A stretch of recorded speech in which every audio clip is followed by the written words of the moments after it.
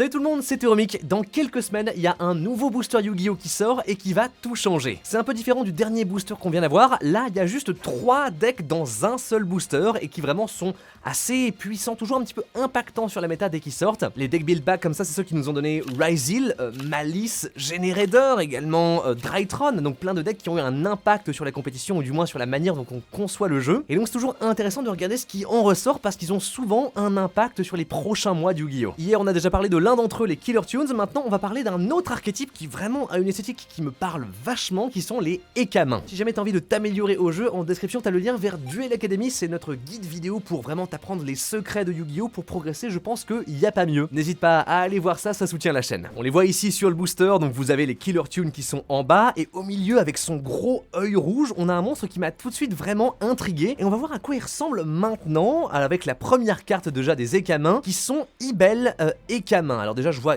clairement l'inspiration, c'est les Hekatonchi, hein, si je me trompe pas, qui sont les monstres du coup de la mythologie avec genre plein de têtes et plein de bras et plein de corps. Et donc là, et surtout, ils font un focus sur les mains. Et vraiment très stylé, on voit bien sûr à chaque fois, j'ai l'impression qu'il y a genre les persos un peu stylés, les mecs ultra edgy et les gros robots. Généralement les decks build pack qui sont vachement construits comme ça, c'est genre, il y a ces 3 archétypes qui se ressemblent et là on est donc dans le domaine ultra edgy. Alors oui, voilà, Ibel Ekkamin, donc c'est un monstre illusion, donc tous les illusions, enfin la plupart des illusions du moins disent que si ce monstre combat, aucun des 2 monstres ne peuvent être détruits dans ce combat là.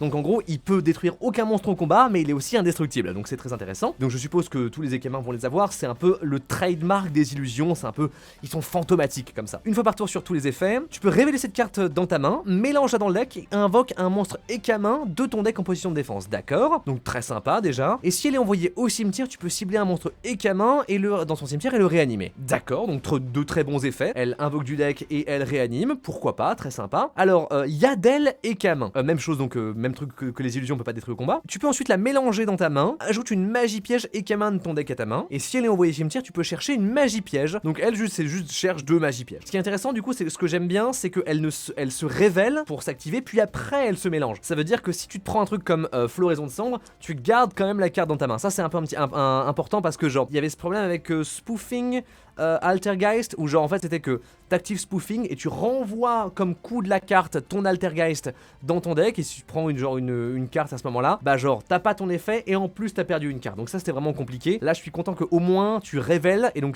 si tu te fais une entrap tu perds pas vraiment de ressources, donc ça c'est sympa. Donc ok, donc juste cherche 2 magies pièges, on les va les voir après, mais au moins c'est bien de savoir qu'elles sont accessibles. Godus, mais il est tellement dark Sasuke tiers, dinguerie, ok j'aime beaucoup. Si une ou plusieurs cartes sont ajoutées à la main de votre adversaire sauf durant la draw phase, invoquez spécialement cette carte depuis votre main. D'accord, donc ça peut être joué en turn 0. D'accord, intéressant. Durant la main phase de votre adversaire, ciblez un monstre dans le cimetière de votre adversaire, invoquez-le spécialement sur votre terrain, mais bannissez-le lorsqu'il s'en va. Et bah c'est pas mauvais, j'ai envie de dire, dans le sens où c'est techniquement une entrap. En soi c'est stylé parce qu'en plus c'est une entrap qui s'invoque sur le terrain, et en plus tu peux genre voler un monstre, donc c'est genre tu voles un monstre adverse, ce qui est pas un mauvais effet, c'est un peu un bestial en mieux entre guillemets. Ça nécessite donc l'adversaire de chercher un truc avant, et surtout du coup vu que tu l'invoques, et bah l'adversaire peut jouer autour, donc il peut genre le détruire avant de faire des effets sensibles à son vol du cimetière. Donc oui, cool, dans l'archétype why not je pense, mais du coup est-ce qu'il n'a pas vraiment de synergie avec le reste de son archétype, mais en même temps je sais pas si c'est la meilleure entrap qui existe, donc pourquoi pas, c'est intéressant de donner un turn 0 comme ça au deck, je suis pas complètement convaincu par ça, ok. Gigas, ouais ils sont vraiment dégueulasses mais ils sont très stylés vraiment. Alors donc toujours indestructible combat,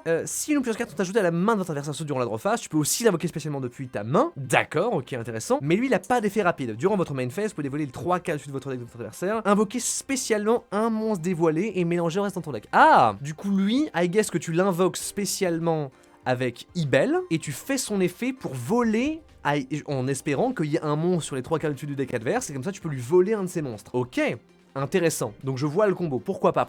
Je vois pas à quoi sert trop le premier effet, mais I guess que c'est pourquoi pas sympa. Breus Ekkamin. Encore une fois du coup, si ton adversaire joue une carte de son deck à sa main, tu peux l'invoquer spécialement de ta main, pourquoi pas. Et durant ta main phase, tu peux regarder une carte de hasard dans la main de l'adversaire, et si c'est un monstre, tu peux l'invoquer spécialement sur ton terrain.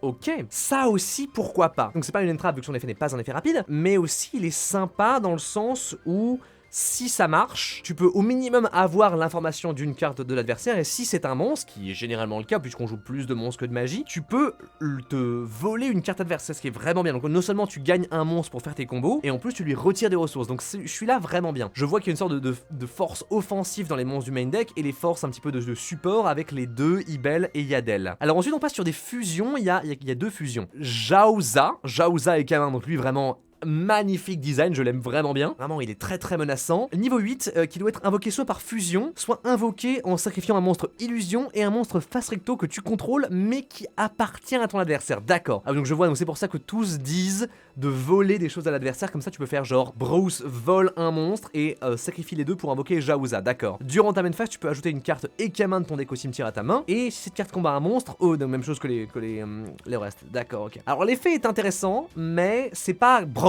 directement. Je m'attendais à plus pour une carte sur la cover, mais why not? Donc ça veut dire que du coup tu prends un monstre adverse, tu l'invoques, tu cherches une carte, qu'est-ce que tu fais avec ça? On va voir les magies et pièges à côté. Xeno et Kamin, il est dégueu. Waouh, c'est vraiment le plus dégueulasse du lot pour l'instant. 3 monstres et Kamin, c'est beaucoup. Et durant la main phase, tu peux regarder 2 cartes face verso au hasard dans l'extrait de ton adversaire et invoques-en un spécialement sur ton terrain. D'accord, très drôle, super. En plus, c'est un effet rapide, donc tu peux faire ça durant ton tour et son tour à lui. Très fun, vachement bien. Et si elle est détruite par un effet de carte de l'adversaire, donc en plus, elle n'est pas détruite combat, donc c'est bien, donc c'est la seule manière vraiment de s'en débarrasser. Tu prends le contrôle de tous ces monstres, non? Un nombre de votre choix de monstres qu'il contrôle. C'est bien ça, oui?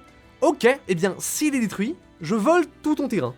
D'accord, 3 monstres et Kamin, c'est quand même beaucoup. On va voir s'ils ont une magie de fusion, mais très intéressant, d'accord. Ça fait vraiment très boss du deck, donc I guess qu'il y a une manière de faire Jaouza et d'arriver à lui d'une manière ou d'une autre, je ne sais pas. Alors, Ekamin, très simple, très sobre. Donc lorsque tu actives cette carte, tu peux aussi envoyer une autre carte que tu contrôles au cimetière. Donc on rappelle que du coup, les deux Yadel et Ibel ont des effets lorsqu'elles touchent au cimetière, donc c'est pas trop mal. Tu peux ajouter un monstre Ekamin de ton deck à ta main, et puis si t'as envoyé une carte au cimetière pour activer cette carte-là, tu peux poser une magie ou piège Ekamin depuis ton deck. D'accord, donc c'est un bon Searchers. Tu peux bannir cette carte de ton cimetière, votre adversaire pioche une carte, puis défausse une carte. Donc ça permet de trigger tous tes autres Ekamin. Très très bien, c'est intéressant. Donc très bonne carte, je pense que ça fait un peu tourner le deck généralement. Qu'est-ce qu'on a comme magie piège un peu d'offensif? Tartare Ekamin. Si tu contrôles un Ekamin, tu détruis une magie. Non, tu renvoies une magie piège contre ton adversaire à la main, d'accord. Ou alors, tu peux invoquer par fusion un monstre Ekamin en bannissant ses matériels depuis ton terrain au cimetière. Super, génial. Et si tu utilises des monstres qui appartiennent à ton adversaire, tu peux les traiter comme des Ekamin. D'accord, donc tout de suite la fusion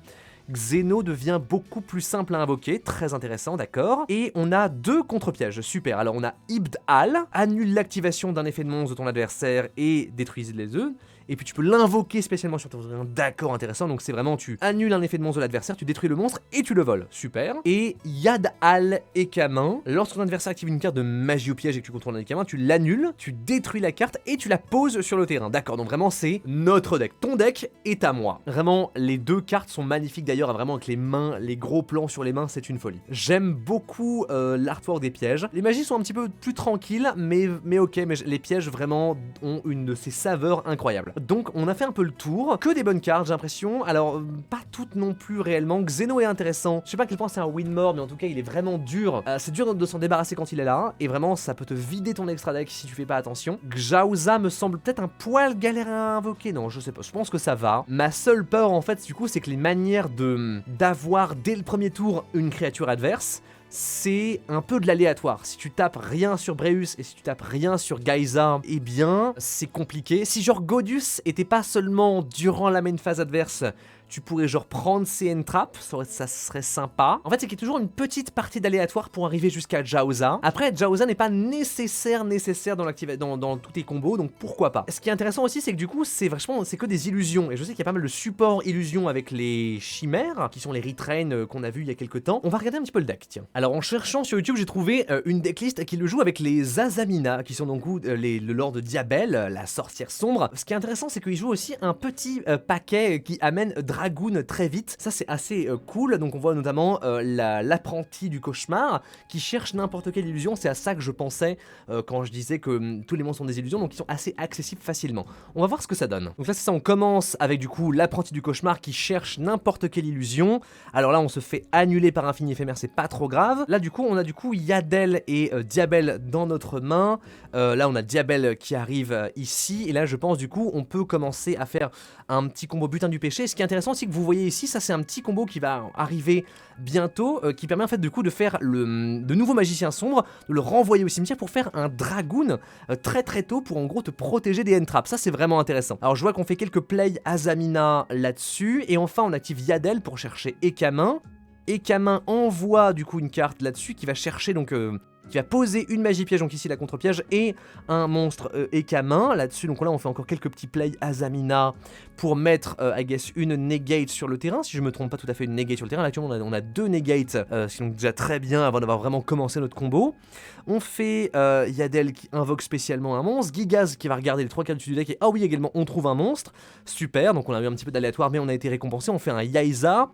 Yaiza qui permet de chercher la magie rapide et on finit le tour là-dessus. Donc là, qu'est-ce qui se passe? On a 2 interruptions, on a une contre-piège, une fusion et 2 contre-pièges même carrément, si je me trompe pas.